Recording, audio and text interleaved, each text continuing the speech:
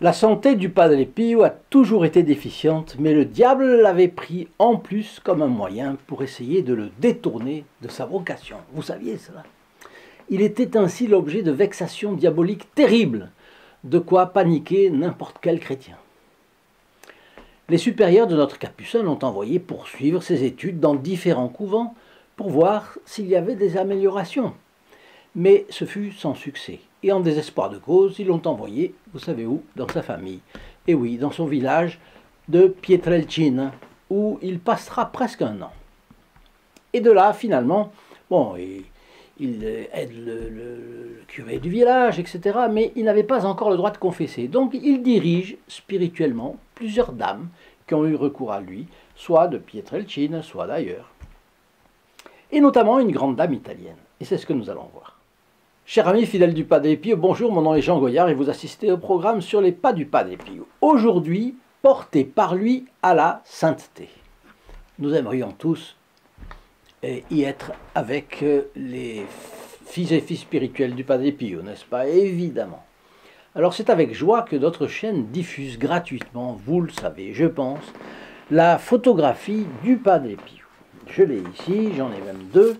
Vous voyez, une avec la consécration au Padre Pio derrière, l'une autre avec 10 conseils spirituels du Padre Pio. Les deux sont très belles et elles peuvent orner, vous aider, orner votre appartement et vous aider à passer l'année sous le regard du Padre Pio. Et puis il y a ce chapelet, vous le savez, qui est muni d'une jolie médaille du Padre Pio qui est ici. Je ne sais pas si vous arrivez à la voir d'ici. Bien, en tout cas, grâce à la générosité du groupe des protégés du Padre Pio, je vous engage à voir le lien ci-dessous dans la description, eh bien, nous pouvons faire cela. L'objectif, vous le savez, c'est d'amener la présence consolatrice du Padre Pio dans les foyers, tout en rappelant qu'il disait de lui que sa mission était d'arracher les âmes aux griffes du diable. Pour recevoir gratuitement ce matériel pour vous ou un de vos proches, il vous suffit de téléphoner au 08 05 36 08 47. Appel gratuit depuis la France métropolitaine, coût d'un appel local depuis les DOM-TOM, et depuis le Canada, composez le 1 844 398 88 67.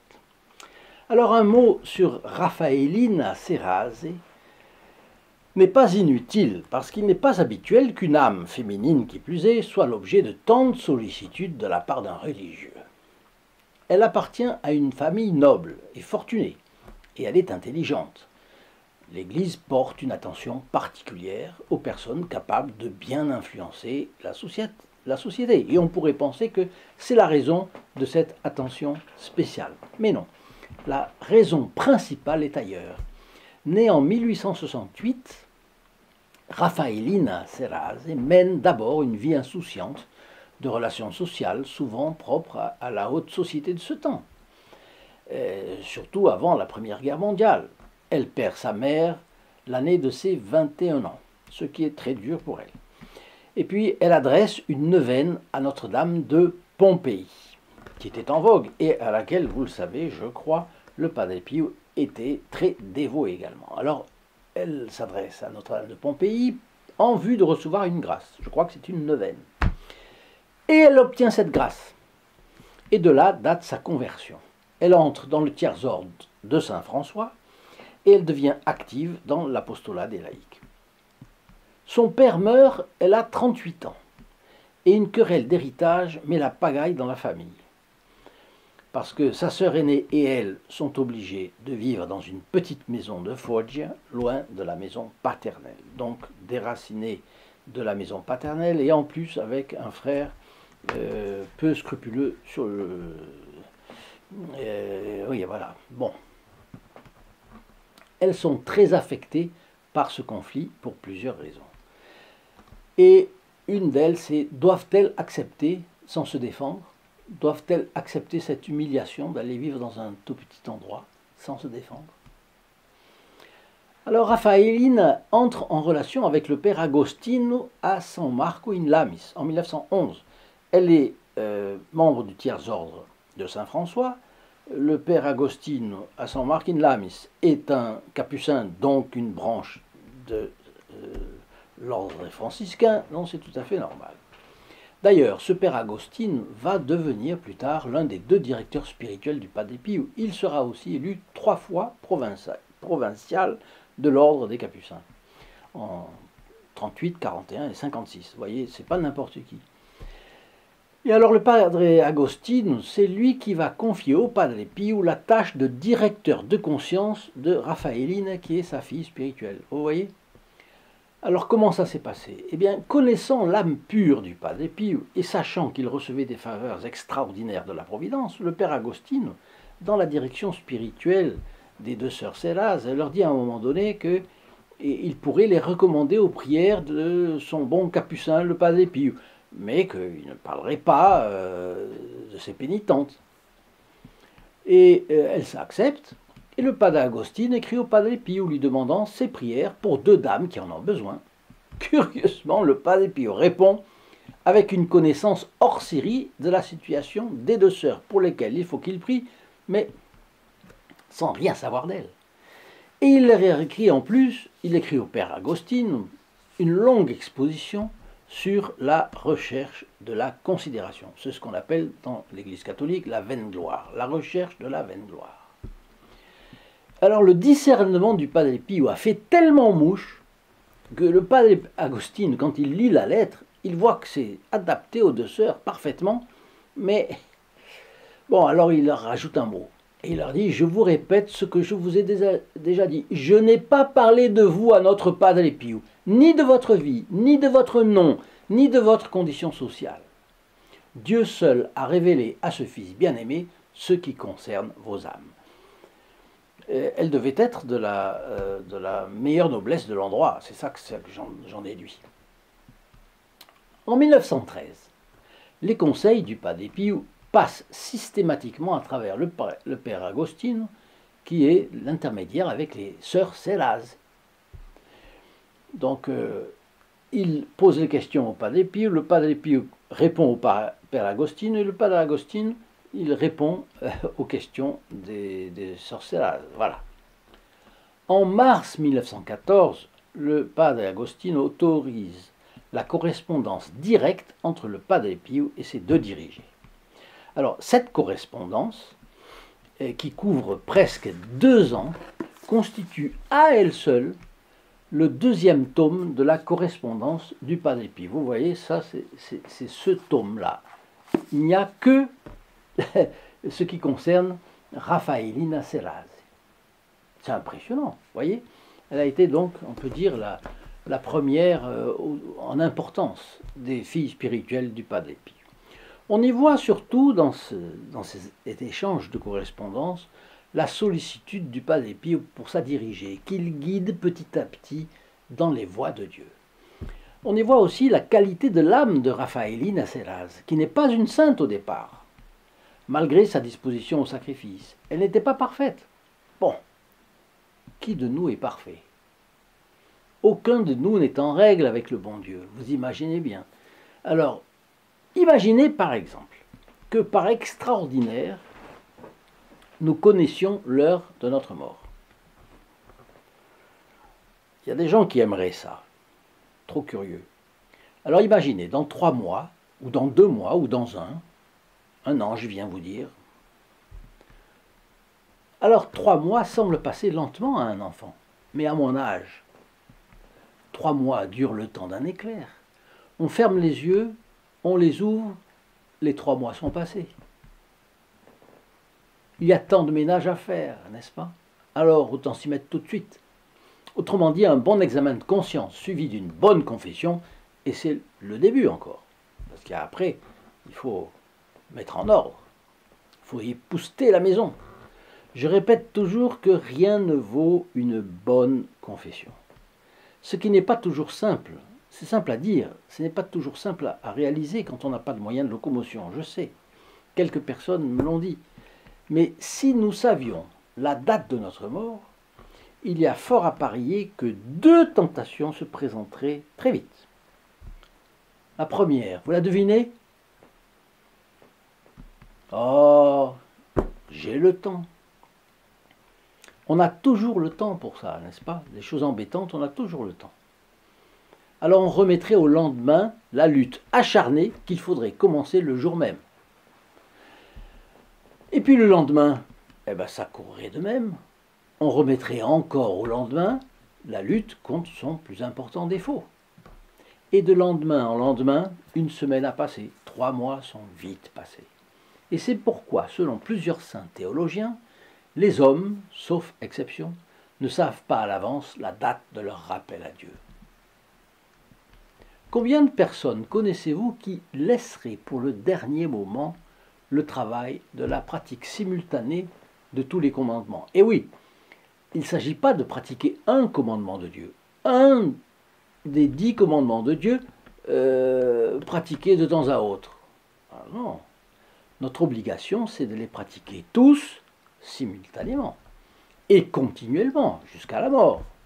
Ça ne sert à rien de les pratiquer pendant un mois et puis après non, parce que c'est après qu'il va falloir rendre compte.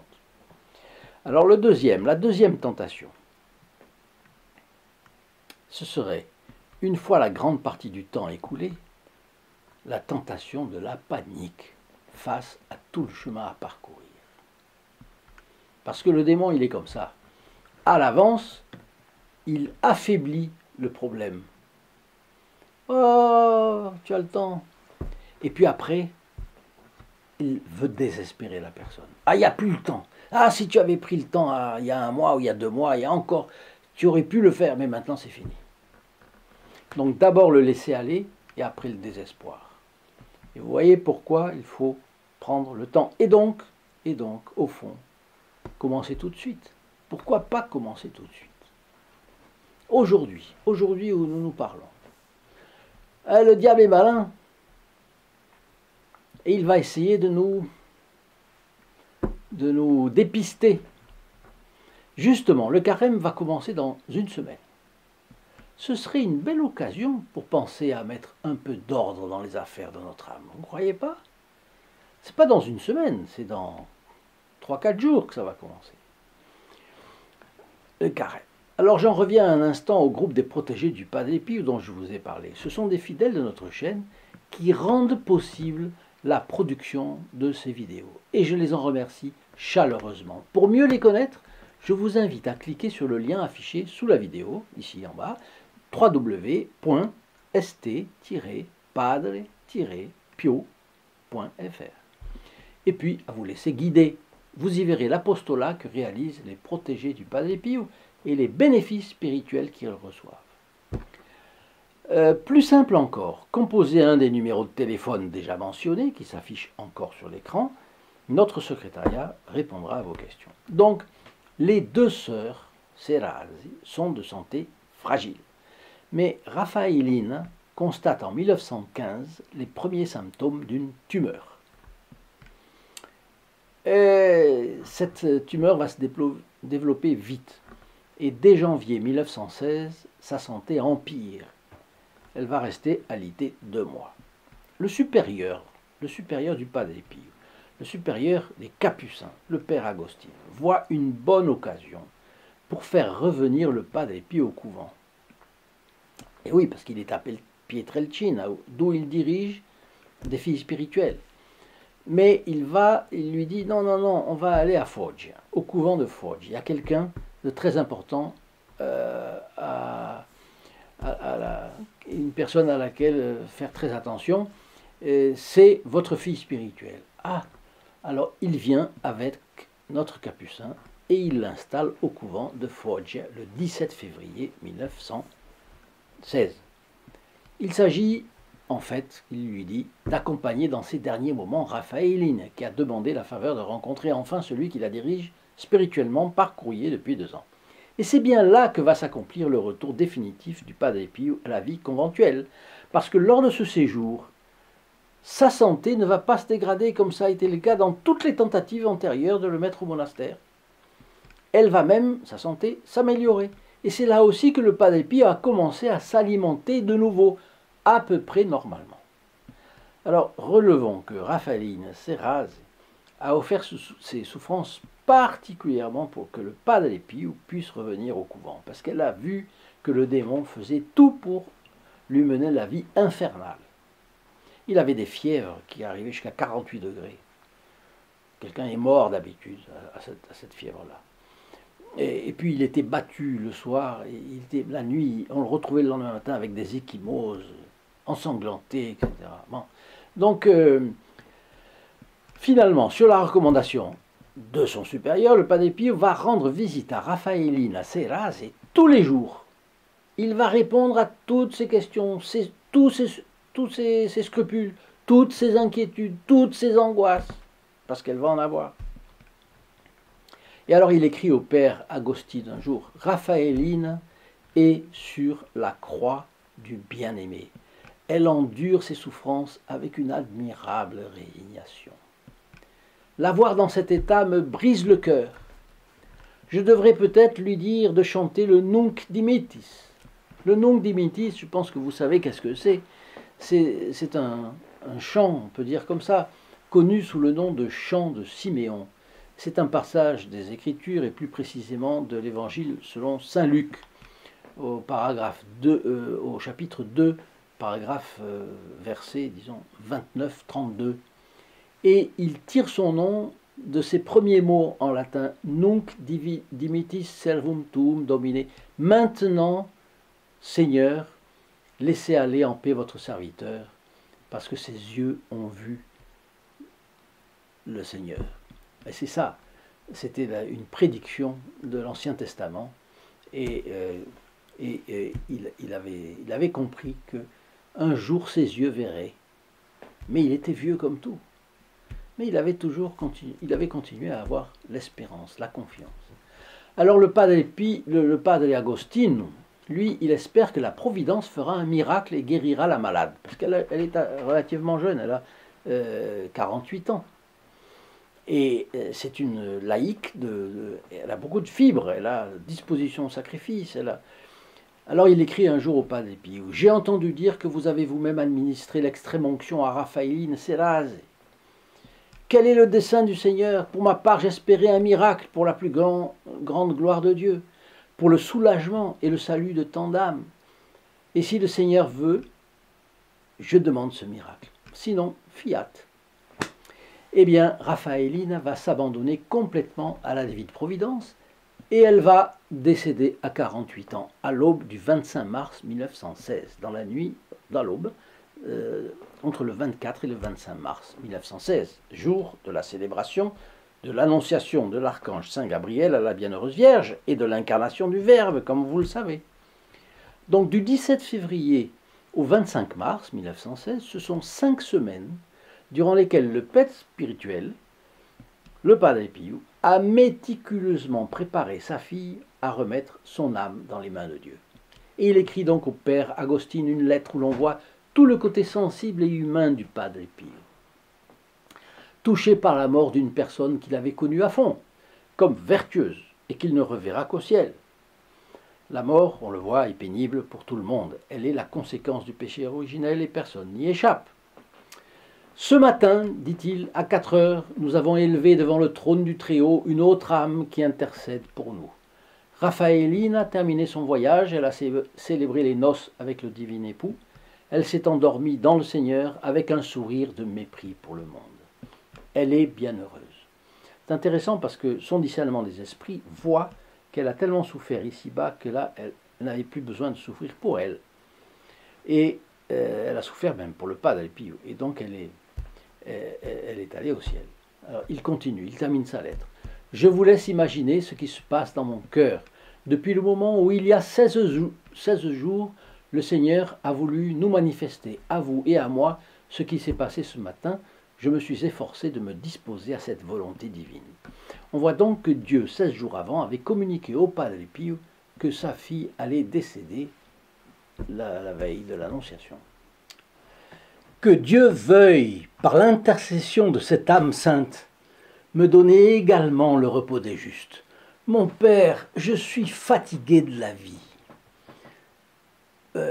Il était fatigué de la vie, mais il fallait qu'il continue. Mais vous voyez, quand quelqu'un de proche meurt, on a ce sentiment. Je hais ce monde autant qu'une âme livrée à Jésus peut haïr le péché.